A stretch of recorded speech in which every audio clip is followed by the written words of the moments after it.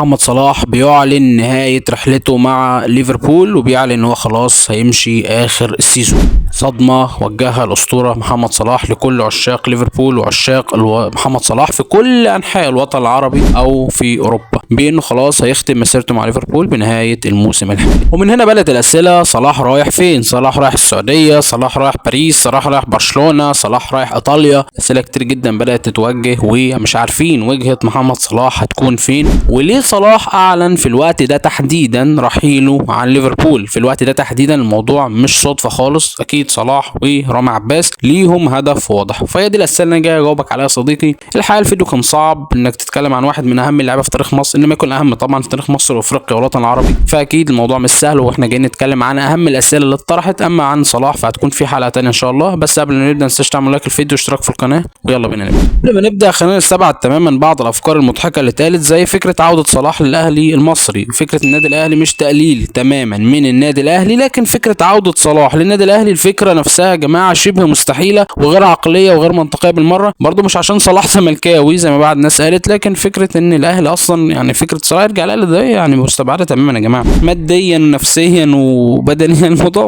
غير منطقي تماما. يعني صلاح يا سيدي اعلن رحيله بنهايه الموسم بدري عشان الانديه، وده السؤال الاولاني، عشان الانديه تبدا تبعت له بدري. صلاح يبدا يختار براحته بغير مضغوط تماما، يبدا بهدوء تام. كمان صلاح على انه يمشي فري، خلي بالك صلاح اتفق مع ليفربول انه يمشي فري بنهايه الموسم، في مقابل انه يتخلى عن بقيه عقده، لان هو لسه ليه موسم مع ليفربول، فهو يتخلى عن الموسم ده في مقابل انه يمشي فري عشان يقدر يحقق اكبر استفاده سواء ماديه او من حيث الاختيار الافضل ليه في على صعيد الانديه. فصلاح اختار التوقيت ده تحديدا عشان يبدا ينهي كل اموره ويبقى في نهايه الموسم مخلص كل حاجه ومنضم لنادي جديد قبل كاس العالم. وكمان صلاح اختار وقت التوقف الدولي تحديدا عشان يشعل الاجواء يا جماعه. فكره ان صلاح دلوقتي بقى الترند في العالم كله، صلاح ترند كامل، وده بيبقى هو العاصفه في وسط العالم. احنا عارفين طبعا فتره التوقف الدولي بقى فيها هدوء نسبي، فصلاح اشعل فتره التوقف بشكل كبير بالاخبار اللي طلعت تحديدا بقى في الوقت ده. واكيد بالفعل بدات خلاص كل نادي بدا يجهز خزينته.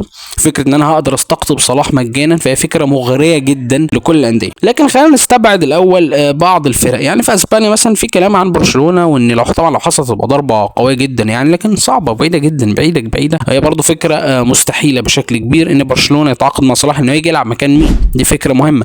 كمان التوظيف بتاع صلاح والسن والكلام ده اعتقد صعب جدا صلاح يروح برشلونه او ريال او حتى اي فرقه في اسبانيا مستبعده. اما بقى في الدوري الايطالي ففي عروض بالفعل بدات من انديه زي روما، وبصراحه هي فكره مميزه جدا وعاطفيه جدا، وبصراحه تعجب الجمهور. يعني انا بيعجبني الحاجات اللي زي كده. فكره عوده صلاح لروما في التوقيت ده تحديدا هتبقى جامده جدا وعاطفيه جدا، وانا اتمناها على المستوى الشخصي. كمان في كلام على الانتر اللي دايما موجود كبطل للدوري الايطالي، اللي موجود دايما في الشامبيونز ليج، فهي حتى بتناسب طموحات صلاح اكتر من روما. انتر موجود في الصوره وبشكل كبير، ميلان برضو مش بعيد، اليوفي، كل انديه ايطاليا تقريبا عندها فرصه كبيره للتعاقد مع صلاح. وصلاح فكره انه يروح الدوري الايطالي من عدمه هي اللي هتحدد الموضوع. يعني هل هو متقبل كمان حته الماديات بتبقى قليله قوي في ايطاليا، فمش عارف بصراحه. اما بالنسبه للسعوديه ففي منافسه ثلاثيه بين الاتحاد والنصر والهلال. الاكبر فرصه من وجهه نظري هو والاتحاد اكبر فرصه في انديه تقريبا كلها. الاتحاد عينه على صلاح من زمان، هم يعني بيحاول بكل الطرق انه يجيبه، فانا ما استبعدهاش بصراحه، شايفها ممكنه جدا بقى الموسم ده، وفي ظل المغريات اللي ممكن يقدمها له الاتحاد. يا جماعه الصفقه في كلام اتقال انها ممكن توصل لارقام مرعبه،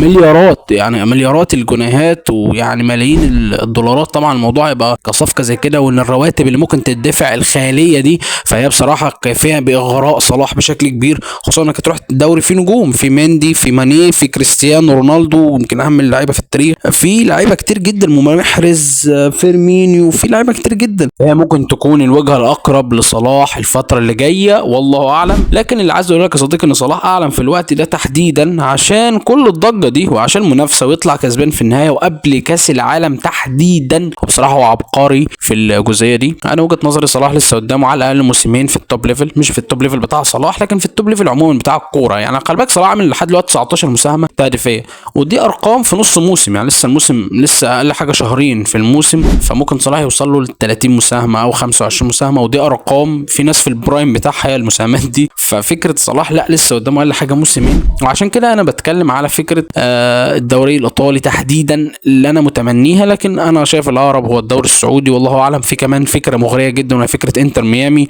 وبراند كاس العالم، وان هو الدعايه والكلام ده، وانك تروح تلعب مع ميسي فبرضه موجوده. لكن توقعاتي انا هتكون السعوديه، وتمنياتي بصراحه ايطاليا وتحديدا روما. فكره انه يرجع روما هتكون جامده جدا عاطفيا حتى بعيدا عن فنيا. لكن هنشوف كل ده الفتره اللي جايه يا صديقي، وان شاء الله نتكلم بالتفصيل عن انخفاض صلاح المستوى بتاعه الموسم ده تحديدا، وفكره الموسم ده وليه صلاح قرر الرحيل عن ليفربول. وهنتكلم بشكل اكبر واكبر الفترات اللي جايه. لكن خليك متابعنا، ما تنساش تعمل لايك الفيديو واشتراك، لان الاشتراك بيفرق والدعم مهم جدا يا جماعه عشان نبدا نكبر بدعمكم. وشكرا جدا يا صديقي، سلام.